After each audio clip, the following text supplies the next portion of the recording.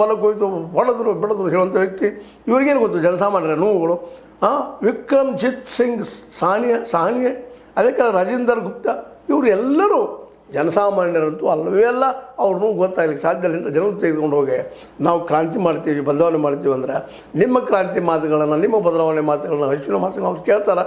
ನಾವು ದುಡ್ಡು ಕೊಟ್ಟಿವಪ್ಪ, ದುಡ್ಡು ಕೊಟ್ಟು ಬಂದಿದ್ದೀವಿ, ನಾವು ದುಡ್ಡು ಮಾಡ್ಕೊಳ್ಳೋರು ಸಹಜದ. ಒಬ್ಬ ಕಾರ್ಪೊರೇಟ್ ತಂದ ನೀವು ಇಲ್ಲಿ ಒಬ್ಬ ಯಾವುದೋ ಮೆಂಬರ್ ಮಾಡ್ರೆ ಅವ ಪಾಪ ದುಡ್ಡು ಹಾಕಿರ್ತಾನೆ ಪಾರ್ಟಿಗೆ, ಅಂತ ದುಡ್ಡು ತಗೊಳ್ತಾನೆ ನಾವು.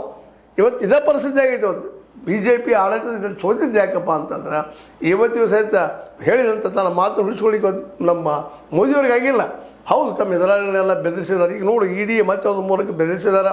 ಇವು ಲೋಟಸ್ ಅಂದ್ರೆ ಕಮಲ ಮತ್ತು ಏನು ಆಪ್ರೇಷನ್ ಮಾಡಿದ್ದಾರೆ ಅಂತ ನಾವು ಇವತ್ತು ಟೀಕಾ ಮಾಡ್ಬೋದು ಅವರನ್ನು. ಯಾಕಂದರೆ BJP ನಿಂತಿದ್ದೇನೆ ಕಾರ್ಪೊರೇಟ್ಗಳ ದುಡ್ಡಿನಿಂದ, ಪಾರ್ಟಿ ಫಂಡಿನಿಂದ. ಕಾಂಗ್ರೆಸ್ ಸಹಿತದ ಪರಿಸ್ಥಿತಿ ಇವತ್ತು ಎಷ್ಟೋ ನಮ್ಮ ರಾಹುಲ್ ಗಾಂಧಿಯವರು ಮಾತಾಡಿದರು ಸಹಿತ ಕಾಂಗ್ರೆಸ್ ಯಾಕೆ ಬೇಕಾಗ್ತಾ ಇದೆ ಅಂದರೆ ಈ ರಾಜಕೀಯದಿಂದಾಗಿನ. ಇದೇ ರಾಜಕೀಯ ಹಾದಿಯನ್ನು ನಮ್ಮ ಕೇಜ್ರಿವಾಲ್ ಹಿಡಿದು ಇಡೀ ವ್ಯವಸ್ಥೆಯನ್ನು ಹಾಳು ಮಾಡಿದರು. ಒಂದು ಒಳ್ಳೆಯ ಮೂಮೆಂಟ್ ಆಗಿತ್ತು, ಒಳ್ಳೆಯ ಜನ ಕುಡಿದ್ರು ಈ ದೇಶದಲ್ಲೇ.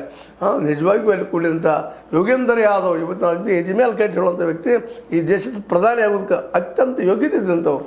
ಅಂಥವರೆಲ್ಲ ಕೂಡ್ಕೊಂಡು ಮಾಡಿದರು. ಜನಸಾಮಾನ್ಯರ ಬಗ್ಗೆ, ಬದುಕಿನ ಬಗ್ಗೆ ನೋವನ್ನು ತಿಳ್ಕೊಂಡಂಥವ್ರಾಗಿದ್ದರು. ಇನ್ನುಳಿದ ಅದೇ ಕಾಲಕ್ಕೆ ನಾವು ಎಷ್ಟು ಹೆಸರು ಹೇಳ್ಬೋದು. ಇದರಲ್ಲಿ ಒಂದು ಮಾತ್ರ ಈ ಸಂದರ್ಭ ನೆನಪಿಸಲೇಬೇಕಾಗ್ತದೆ. ಈ ನಮ್ಮ ಏನಪ್ಪ ಅಂತಂದ್ರೆ ಅಣ್ಣಾ ಹಜಾರೆ ಅವ್ರ ಬಗ್ಗೆ ಒಂದು ಮಾತು ಸ್ಪಷ್ಟ ಹೇಳಬೇಕಾಗಿದೆ. ಅವರಂತೆ ಡೈರೆಕ್ಟು BJPಗೆ ಹೆಲ್ಪ್ ಮಾಡುವಂಥ ವಾತಾವರಣನ ನಿರ್ಮಾಣ ಮಾಡಿದ್ರಲ್ಲಿ ಯಾವುದೇ ಸಂಶಯವಿಲ್ಲ. ಯಾಕಪ್ಪ ಅಂದ್ರೆ ದೊಡ್ಡ ಕ್ರಾಂತಿ ಮಾಡಲಿಕ್ಕೆ ಹೋದರು, ಎಲ್ಲ ಮಾಡಿದರು. ಆದರೆ ಕಾಂಗ್ರೆಸ್ ಬದಲಾಗಿ